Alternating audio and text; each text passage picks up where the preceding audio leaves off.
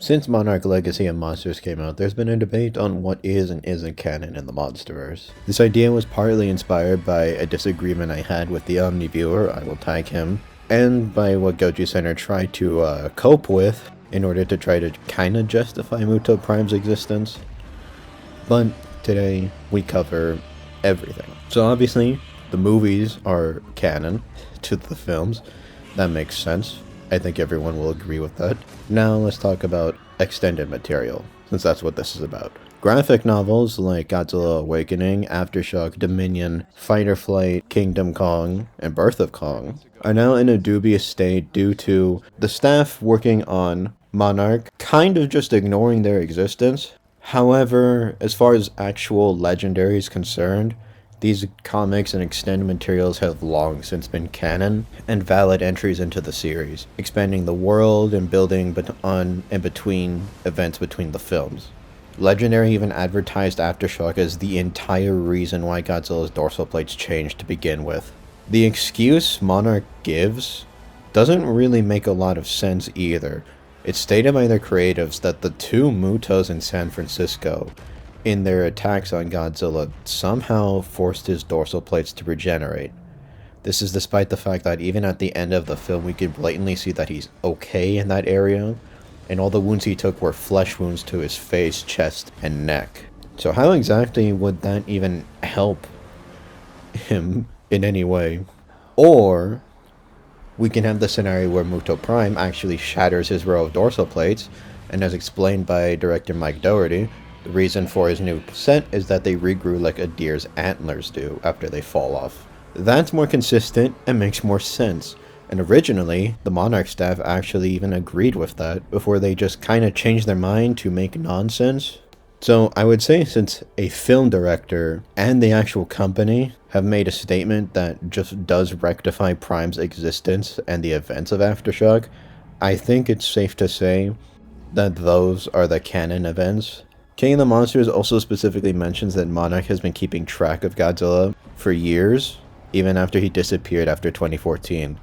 But Monarch takes place in 2015, and they seem bamboozled that Godzilla hasn't appeared since 2014. Again, you have the show saying something that would retcon something said in the film, but since the film A came later and B should be more primary material, I think we should take the film statement over the show statement. Author Greg Keyes of the 4 Monsterverse novelizations, as well as Godzilla Dominion, has gone on record to say that things like Muto Prime are still canon. And we know this because he also worked on the Monsterverse Omnibus, which is a collection of the graphic novels explicitly stated to be canon, and including Fight or Flight, a new story that takes place during the early events of GBK. So Legendary thinks the graphic novels are canon. The staff of Legendary think the graphic novels are canon. The filmmakers think the graphic novels are canon. The novelizations think the graphic novels are canon. So really, it's only just Monarch being weird and contradictory to, like, the rest of the series, which I guess makes sense, because they've even gone on record saying Monarch is kind of its own independent story from the Monsterverse. During the series, will any details from the comics be changed, or will they be faithfully following the events of the comics, such as Godzilla Awakening and Godzilla Aftershock? Like, do the comics factor in? One of the creators is Matt Fraction, who's a brilliant comic book writer and is well versed in that world. I'm a comic fan too, but I would have to say that my knowledge of the Godzilla comics is not as deep as his or some others, and many of the people I'm sure who are on Twitter asking that question. I think we were more concerned about building and working within the mythology that's been established by Legendary, and so where it has diverged from comics, we have probably diverged as well. And while it did have to obey certain canon rules like 2014's appearance, it really just kind of doesn't fit into the timeline itself. If anything, Monarch's the one that's, like, very dubious. And on top of that, it's directly contradictory to main canon. I mean, literally look at the Castle Bravo scene being different.